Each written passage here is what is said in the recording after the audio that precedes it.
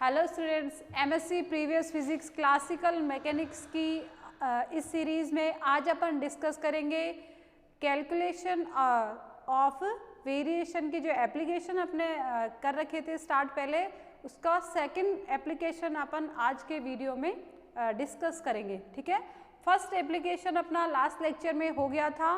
First lecture में अपन ने study किया था, जो अपना प्रीवियस लेक्चर हुआ था उसमें अपन ने देखा था कि किसी एक प्लेन में एक्सवाई प्लेन अपन ने लिया था, वहाँ अपने पास दो फिक्स पॉइंट है। उन दोनों फिक्स पॉइंट के बीच में यदि मिनिमम डिस्टेंस की बात यदि अपन करते हैं तो वो जो मिनिमम डिस्टेंस अपने पास आती है वो एक स्ट्रेट लाइन की फॉर्म में आती है। ओके, और ये जो अपने पास इसको अपन ने वेरिएशनल प्रिंसिपल के थ्रू आइलर-लाग्रांज इक्वेशन को यूज़ करते हुए इसको अपन ने प्रूव कर दिया था। ठीक है, सेकेंड एप्लीकेशन की यदि अपन बात करें तो सेकेंड जो एप्लीकेशन है अपना वो है मिनिमम सरफेस ऑफ रिवोल्यूशन। यहाँ यदि हेडिंग की बात करें तो देखिए हेडिंग क्या लिखनी है आपको, minimum surface of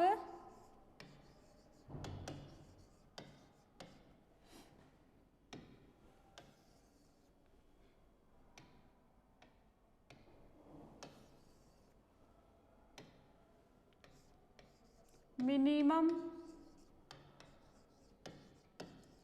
surface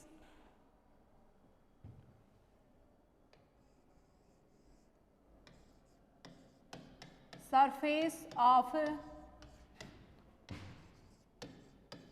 revolution. ठीक है, आज की जो अपनी हेडिंग रहने वाली है वो है मिनिमम सरफेस ऑफ रिवोल्यूशन।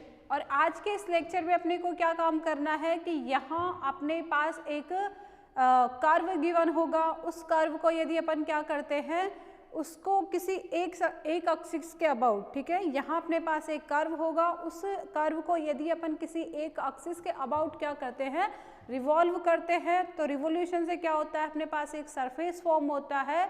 तो कंडीशन क्या है अपने पास कि यहाँ अपने को एक ऐसा कर्व लेना है जिससे कि अपने आफ्टर रिवोल्यूशन जो अपने पास सरफेस फॉर्म हो रहा है वो क्या हो, मिनिमम हो। ठीक है, कि यहाँ अपने को एक ऐसा कर्व लेके चलना है, कर्व अपना ऐसा होना चाहिए, उसको यदि अपन वाई एक्सिस के अबाउट रिवॉल्व करें, ठीक है, अपवर्ड अपन ने वाई एक्सिस ली है, उस कर्व को यदि अपन वाई एक्सिस के अबाउट क्या करें रिवॉल्व करें तो जो सरफेस एरिया अपने पास फॉर्म हो रहा है वो क्या होना चाहिए, मिनिमम होना चाहिए। ठीक है, तो यहाँ देखते हैं आज की प्रॉब्लम में यदि मैं देखो डायग्राम से अपन यदि इस चीज़ को समझते हैं तो कैसे करना है अपने को कि फर्स्टली अपने पास क्या होगा, एक कर्व होगा। ठीक है, फर्स्टली यहाँ या फिर देखो सबसे पहले क्वेश्चन लिख लेते हैं कि जो अपना क्वेश्चन होगा वो किस फॉर्म में होगा। ठीक है, तो देखिए क्वेश्चन किस फॉर्म में आएगा, अपना क्वेश्चन लिखा जाएगा we take a curve which is passing through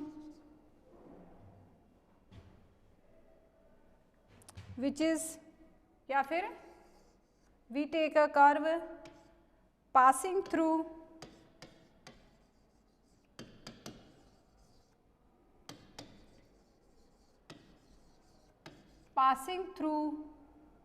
two fixed point,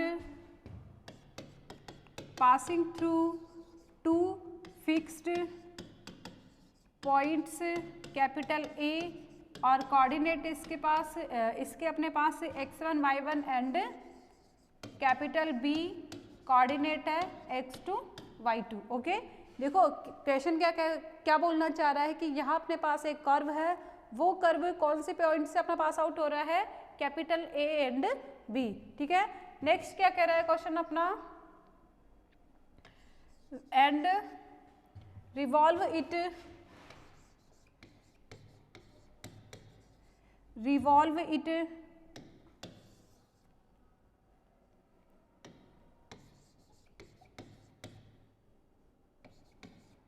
about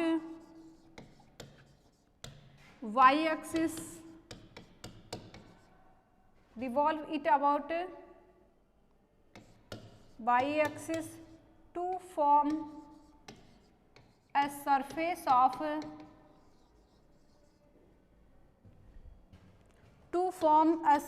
of revolution. Find the equation of curve.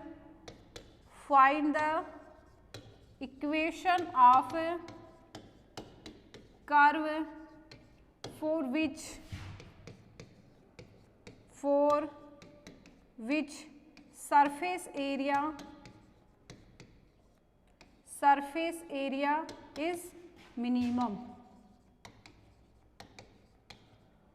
For which surface area is minimum.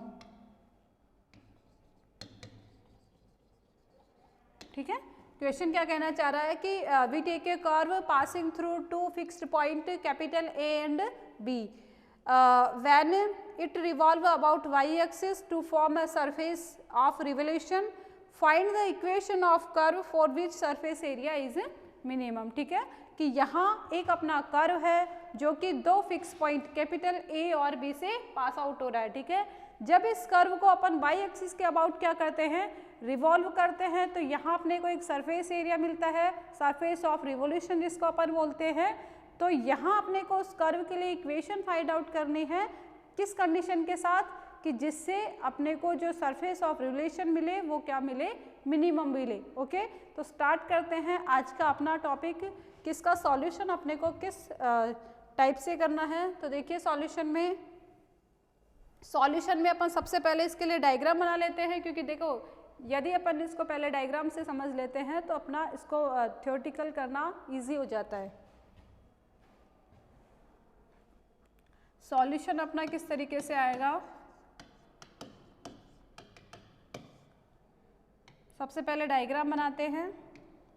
Diagram में अपने पास क्या है, किस एक कर्व अपन ले लेते हैं, दैट इज ये अपना कोई कर्व है. ठीक है, ए और बी, इसके कोऑर्डिनेट हो जाएंगे अपने पास x1 y1 और इसके कोऑर्डिनेट हो जाएंगे अपने पास x2 y2. ओके, अब इस कर्व को अपने को y एक्सिस के अबाउट क्या करना है, रिवॉल्व करना है. तो ये अपने पास y एक्सिस हो जाएगी. ठीक है, ये अपने पास y एक्सिस हो जाएगी, ये अपने x एक्सिस हो गई, यहाँ इसको बोल दिया अपन ने y एक्सिस, और ये हो जाएगी अपनी x एक्सिस. ओके, तो यहाँ अपने को इस कर्व को क्या करना है, y एक्सिस के अबाउट रिवॉल्व करना है. तो जो अपने को सरफेस एरिया मिलेगा वो कैसा आएगा, देखिए सेम ऐसा ही अपना एक कर्व यहाँ पे बन जाएगा. थोड़ा ब्रॉड हो गया है ज़्यादा.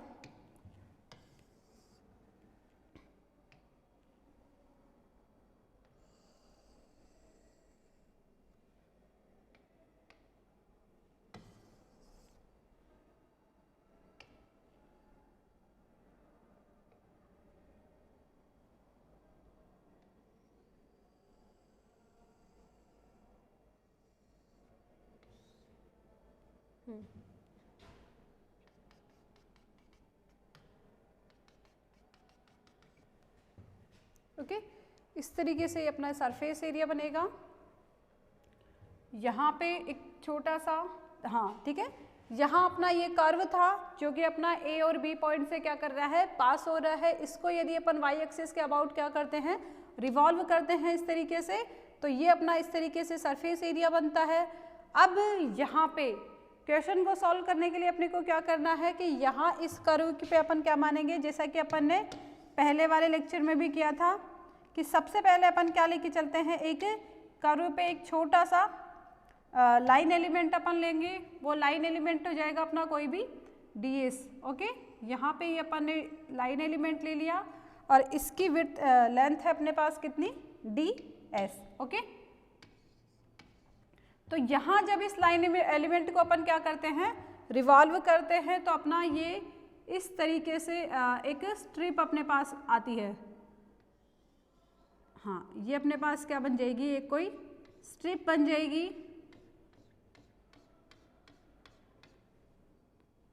यहाँ अपन ने इसको लिख दिया पॉइंट्स ले लिए इसके अपन ने P P dash, P P dash. Okay, ये अपना ओरिजिन पॉइंट हो जाएगा।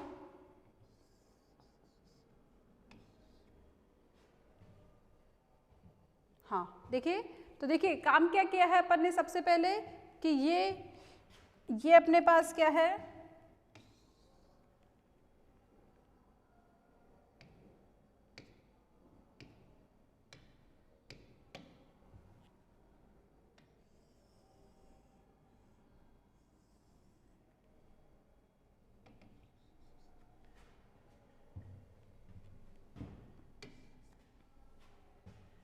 देखिए काम क्या किया है कि एक कर्व यहाँ पे अपने को गिवन है ए बी कर्व, तो उस कर्व पे अपन ने छोटा सा लाइन एलिमेंट कंसीडर किया है और इस कर्व को अपन ने इस वाई एक्सिस के अबाउट क्या किया है, रोटेट किया है। ठीक है, तो यहाँ पे जो सरफेस एरिया अपने को मिला है वो क्या होना चाहिए, यहाँ पे मिनिमम होना चाहिए। तो इसी मिनिमम की कंडीशन को यूज करते हुए अपन क्या लगाएंगे, यहाँ पे आइलर-लाग्रांज इक्वेशन लगाएंगे। वहाँ अपने को जो कर्व की इक्वेशन मिलेगी, देखो रिजल्टेंट जो अपने पास इस कर्व की जो इक्वेशन आएगी वो आएगी एक कैटेनरी की। ठीक है, तो किस तरीके से अपने को इसका सॉल्यूशन करना है वो देखिए। यहाँ पे सबसे पहले जो यहाँ पे अपन ने काम किया है उसके लिए लिख लेते हैं अपन ने, late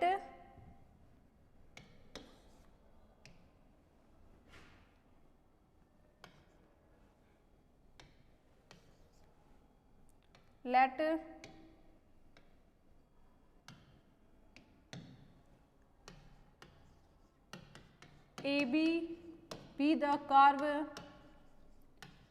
which is passing through the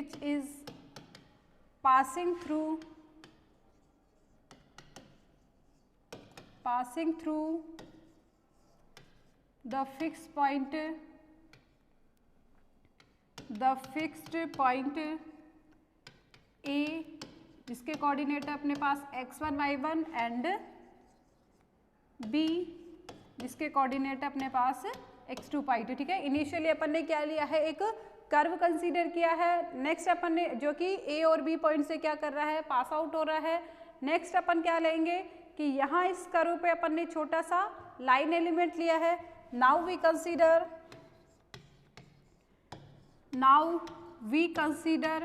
a small element of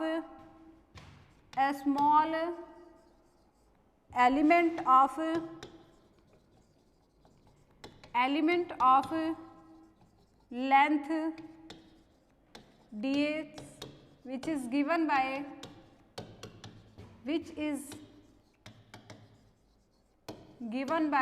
देखिए सबसे पहले अपन ने कर्व कंसीडर किया है और उसी कर्व पे अपन ने छोटा सा एक लाइन एलिमेंट लिया है। ठीक है, और वो जो लाइन एलिमेंट अपन ने कंसीडर किया है उसकी लेंथ अपन निकाल लेंगे, जैसा कि अपन ने प्रीवियस में लेक्चर में किया था। सेम उसी से अपने पास यहाँ पे ds की वैल्यू आ जाएगी। तो देखिए ds अपना आता है, यहाँ पे ds अपना लिखा जाएगा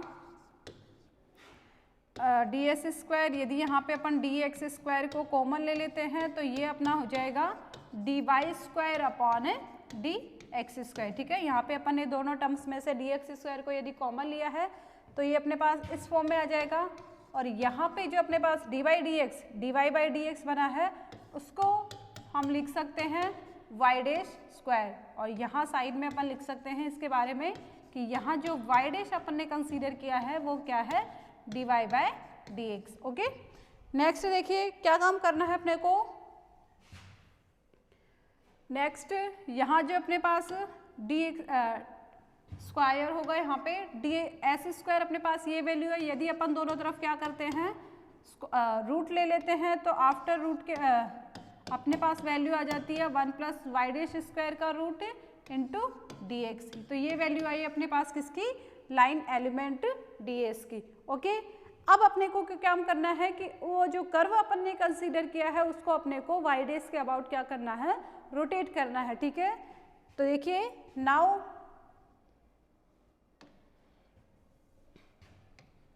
when this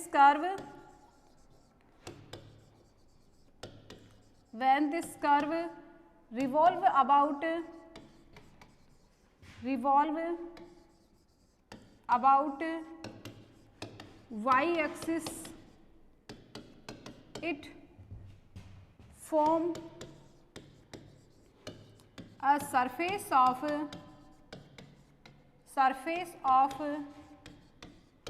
revolution, and we consider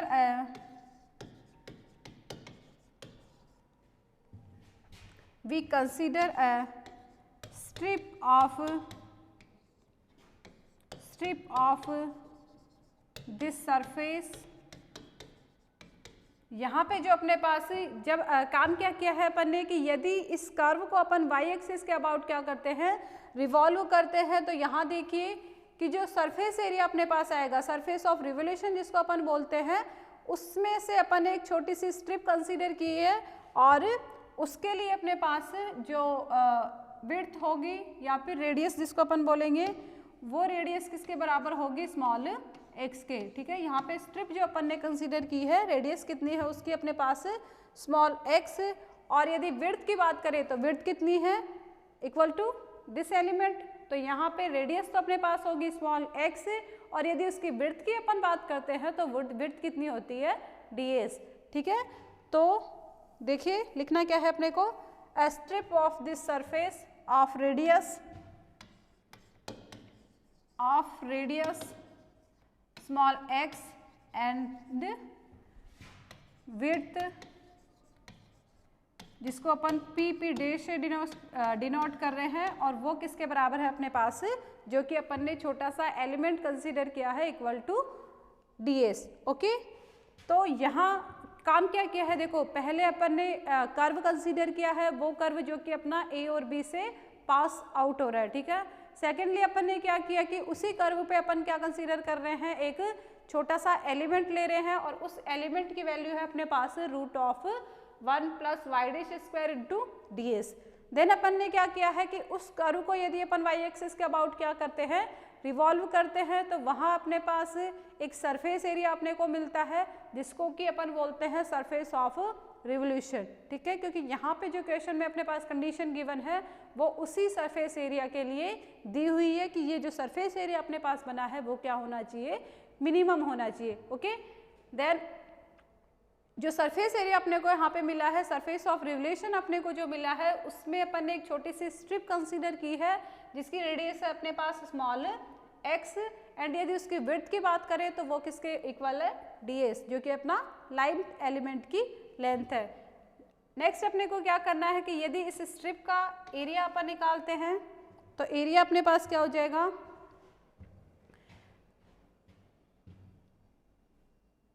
तो एरिया अपने पास आ जाएगा, देखिए एरिया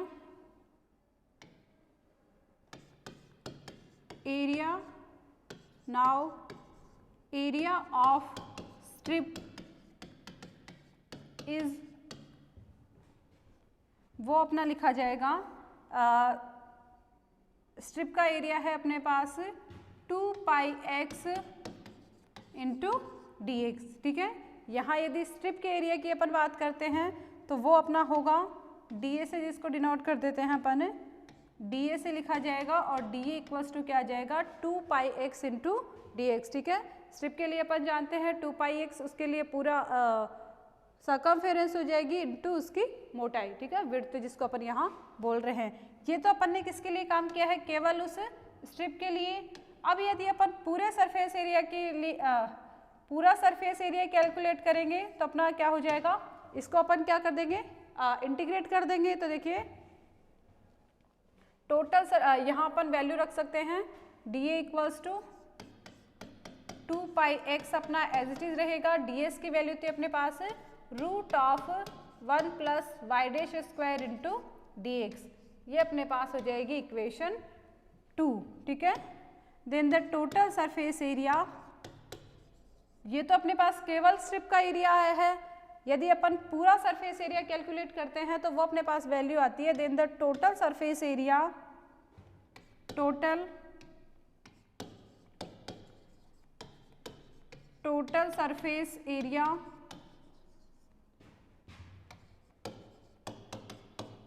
विल बी, उसके लिए अपने को क्या करना रहेगा, कैपिटल A और यहाँ पे अपन क्या कर देंगे, इंटीग्रेशन कर देंगे और इंटीग्रेशन अपना होगा a to b 2 pi x 1 plus Y dash square into dx। जो अपने को स्मॉल एरिया मिला था स्ट्रिप के लिए उसका अपन इंटीग्रेशन कर देंगे कहाँ से कहाँ तक, from point A to B। तो यहाँ देखिए, यहाँ जो अपने पास वैल्यू आई है उसको अपन क्या कर सकते हैं, 2 पाई अपना इंटीग्रेशन के बाहर अपन लिख सकते हैं, 2 pi integration from A to B x और 1 plus Y dash square into dx, जो कि अपना लिखा जा सकता है, जो कि अपना किसको रिप्रेजेंट कर रहा है, फंक्शन को A टू B और f dx। ठीक है, यहाँ जो अपने पास इंटीग्रेशन में आया है उसको अपन लिख सकते हैं इस तरीके से। तो यहाँ पे जो f अपन ने यूज़ किया है, f की वैल्यू क्या है अपने पास, x into root of 1 plus Y dash square. तो देखिए where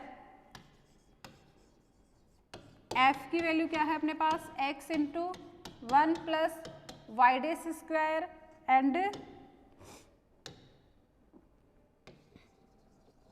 and this area will be minimum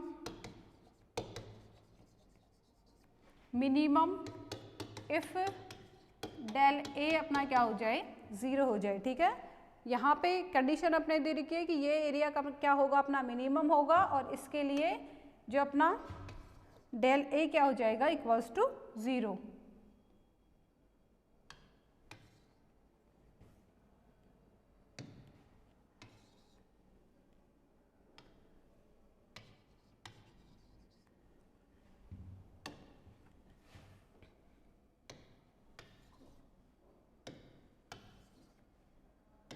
ठीक है, and this function f should satisfy the Euler-Lagrange equation,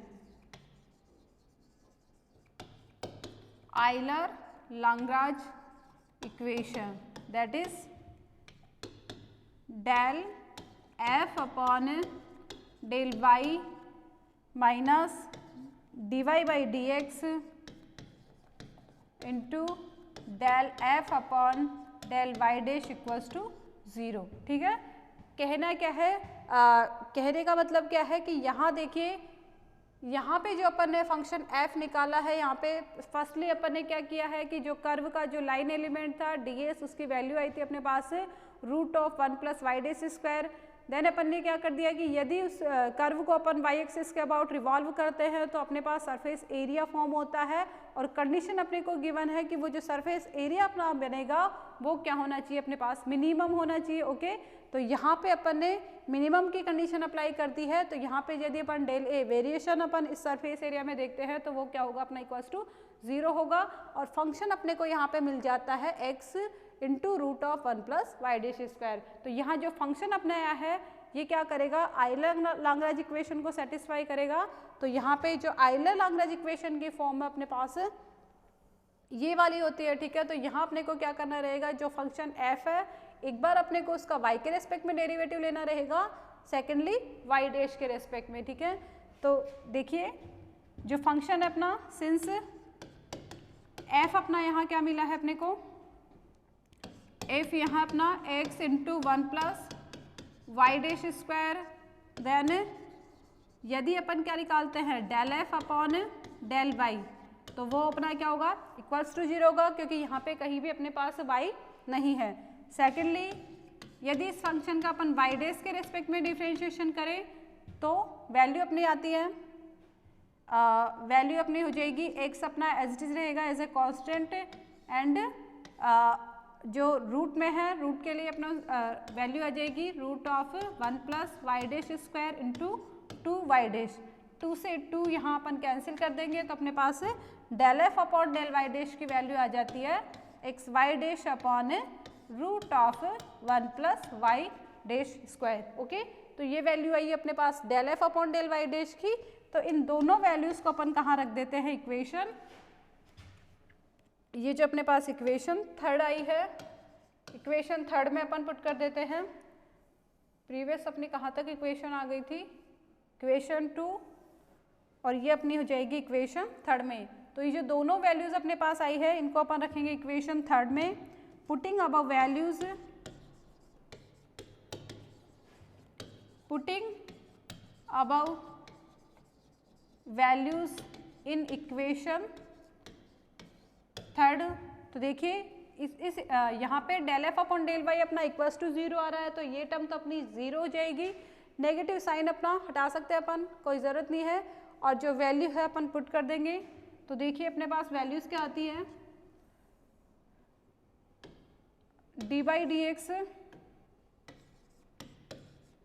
and जो del F upon del Y dash की value है वो है अपने पास X Y dash upon root of 1 plus Y dash square, और ये हो जाएगा अपना इक्वल्स टू 0। ठीक है, अब आगे सॉल्यूशन करने के लिए अपन क्या कर सकते हैं, यदि अपन बोथ साइड क्या कर दें, इंटीग्रेशन कर दें, तो आफ्टर इंटीग्रेशन यदि अपन दोनों तरफ इंटीग्रेशन अप्लाई करते हैं तो इंटीग्रेशन से अपने पास यहाँ डी बाई डी एक्स अपना हट जाएगा और अपने पास केवल वैल्यू बचती है। देखिए इधर लेफ्ट हैंड साइड में तो अपना रहेगा x Y dash upon 1 plus Y dash square, और यहाँ पे अपन इंटीग्रेशन कांस्टेंट स्मॉल a रख सकते हैं। ठीक है, नेक्स्ट अपन क्या करें, यदि अपन दोनों साइड स्क्वायर कर दें, squaring both side, squaring both sides of above equation, तो क्या रिजल्ट मिलता है अपने को, यदि अपन दोनों तरफ स्क्वायर करते हैं तो वैल्यू हो जाएगी अपने पास X square Y dash square upon यहाँ पे जो ये रूट है इसका हट जाएगा, और राइट हैंड साइड में अपने को मिलेगा स्मॉल a स्क्वायर। ओके, तो देखिए इसके सॉल्यूशन के लिए अपन क्या करते हैं, फर्दर यदि अपन इसको सॉल्व करते हैं तो अपने पास वैल्यू आ जाती है next x square Y dash square, और ये यदि क्वांटिटी अपन राइट हैंड साइड में ले जाते हैं तो ये अपना बनेगा 1 प्लस वाई डैश स्क्वायर, और स्मॉल a को यदि अपन यहाँ पे अंदर क्या कर देते हैं, मल्टीप्लाई कर देंगे, तो ये अपना हो जाएगा a square Y dash square. ठीक है, तो देखिए लेफ्ट हैंड साइड में अपने पास क्या क्वांटिटी है, x square Y dash square, जबकि राइट हैंड साइड में है अपने पास a square plus a square Y dash square. तो जो वाई डैश स्क्वायर वाली टर्म है उनको यदि अपन एक साथ लिख लेते हैं तो अपने पास टर्म कैसे आती है, x square Y dash square minus a square Y dash square, और राइट हैंड साइड में अपना केवल बचता है a स्क्वायर। तो यहाँ पे यदि अपन वाई डैश स्क्वायर को दोनों टर्म्स में थे कॉमन लेते हैं तो अपना ये हो जाएगा वाई डैश स्क्वायर, और ब्रैकेट में अपना आ जाएगा x square minus a square, और लेफ्ट हैंड में अपन इसको लिख सकते हैं a स्क्वायर। तो देखिए यहाँ से केवल यदि अपन वैल्यू लेना चाहें वाई डैश स्क्वायर की तो वो अपने पास आएगी a square upon x square minus a square, और यदि नेक्स्ट अपन क्या कर दें, दोनों तरफ रूट अप्लाई कर दें तो जो वैल्यू अपने पास बचती है, दोनों तरफ यदि अपन रूट ले लेते हैं तो केवल अपने पास यहाँ बचेगा वाई डैश, और जो कि अपने पास किसकी वैल्यू है, d y by D x की। ओके, यही तो वैल्यू अपन ने यहाँ ली थी, और यहाँ जो अपने पास वैल्यू हो जाएगी रूट करने पे a upon root of x square minus a square. ठीक है, तो जो d y by D x के इक्वल में अपने पास क्या आ रहा है, ये क्वांटिटी आ रही है। तो यहाँ देखिए अपन क्या कर सकते हैं, वैल्यू अपने को केवल y की लेनी है, तो यहाँ पे अपन लिख सकते हैं d y equals to a upon root of x square minus a square into D x, और यदि बहुत इस वापस से अपन इसका क्या ले लेते हैं, यदि इंटीग्रेशन करते हैं तो देखिए यदि अपन दोनों तरफ इंटीग्रेशन करते हैं तो अपने पास वैल्यू आ जाती है इंटीग्रेटिंग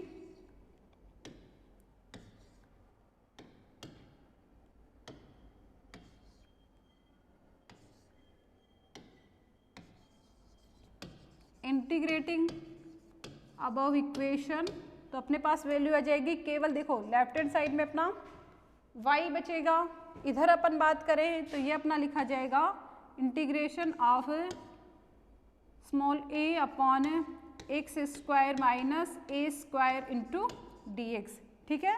और ये अपने पास किसकी वैल्यू होती है, कोस, यहाँ पे यदि अपन इंटीग्रेशन करते हैं तो ये अपने पास आ जाएगा कोस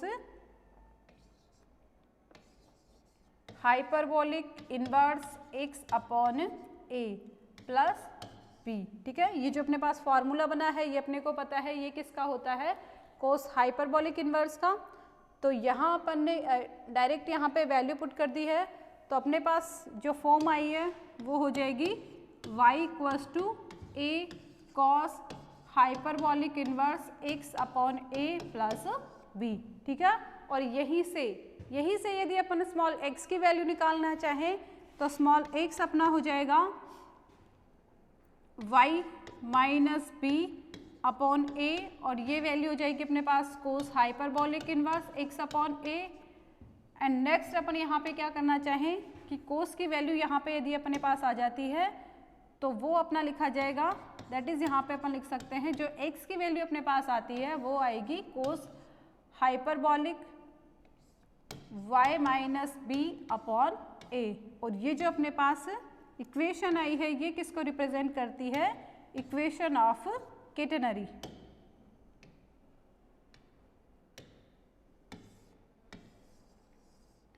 ठीक है। यहाँ पे जो अपने पास इक्वेशन के फॉर्म आई है ये किसको रिप्रेजेंट करती है, which is the equation of a catenary, ठीक है। तो यहाँ लिख सकते हैं अपन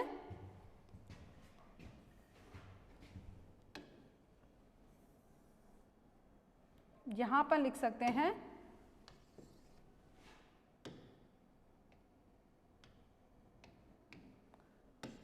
which is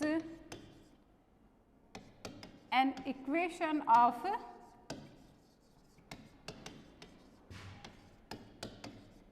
a catenary। ये जो अपने पास इक्वेशन बनी है वो किसकी इक्वेशन होती है, कैटेनरी की, ओके। तो यहाँ से अपने पास प्रूव हो जाता है, यहाँ से अपने पास प्रूव हो जाता है कि जो अपन ने कर्व कंसीडर किया है वो किसकी शेप में होता है, एक कैटेनरी की शेप में होता है, ठीक है।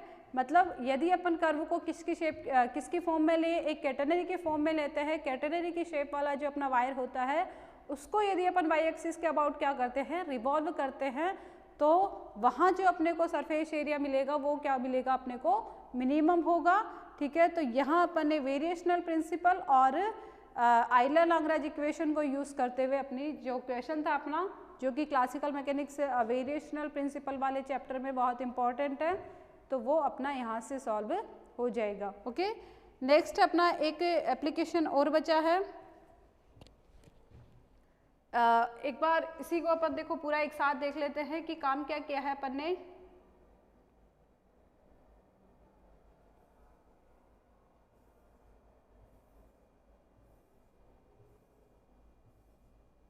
एक बार थोड़ा सा रिपीट अपन कर देते हैं। हाँ देखिए, क्वेश्चन अपना बोलना चाह रहा था कि एक अपने पास कर्व है, उस वो कर्व अपना दो फिक्स पॉइंट से पास हो रहा है। उस कर्व पे अपन ने छोटा सा एलिमेंट कंसीडर किया है ds, और ds की वैल्यू अपने पास क्या आ रही है यहाँ पे, √1 + y डैश स्क्वायर, ओके। इसी कर्व को अपन क्या करते हैं, y एक्सिस के अबाउट रिवॉल्व करते हैं। तो यहाँ अपने को कंडीशन गिवन है कि यहाँ जो अपने पास सरफेस एरिया अपना जो फॉर्म होगा वो क्या होना चाहिए, अपने पास मिनिमम होना चाहिए, ठीक है। तो यहाँ पे इस कंडीशन को यूज़ करते हुए अपन ने यहाँ पे फंक्शन पे क्या लगा दी, आइलर लैग्रेंज इक्वेशन की। यहाँ जो अपने पास फंक्शन मिलेगा वो आइलर लैग्रेंज इक्वेशन को सेटिस्फाई करेगा।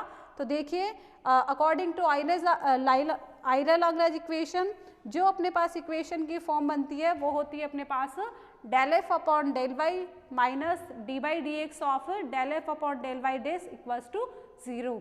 और फंक्शन जो अपने पास यहाँ पे बना है वो है x √1 + y डैश स्क्वायर। तो यहाँ पे जब अपन दोनों टर्म्स को कैलकुलेट करते हैं, first term of this equation equals to 0 and second term अपने पास क्या है, क्या आएगी, xy dash upon √1 + y dash square, ठीक है। तो फर्दर जब अपन इस इक्वेशन को सॉल्व करते हैं तो जो अपने पास इक्वेशन बनती है रिजल्टेंट, वो किसको रिप्रेजेंट करती है, एक कैटेनरी को, और यहीं से अपने पास प्रूव हो जाता है कि जो कर्व अपन ने इनिशियली कंसीडर किया है वो किसकी शेप पे होगा, एक कैटेनरी की। ओके, जो नेक्स्ट इसका एप्लीकेशन है अपना थर्ड जो अपना एप्लीकेशन है उसको अपन नेक्स्ट लेक्चर में डिस्कस करेंगे। ओके, धन्यवाद।